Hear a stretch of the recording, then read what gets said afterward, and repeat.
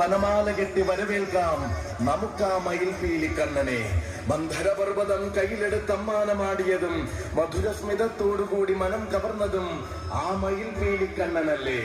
അമ്മ യശോദ മാതൃവാത്സല്യത്തിന്റെ ഉരലിൽ കെട്ടിയിട്ടപ്പോൾ മണ്ണു തിന്ന വായിൽ മായിക ലോകം കാണിച്ചതും ആ മയിൽപീലി കണ്ണനല്ലേ.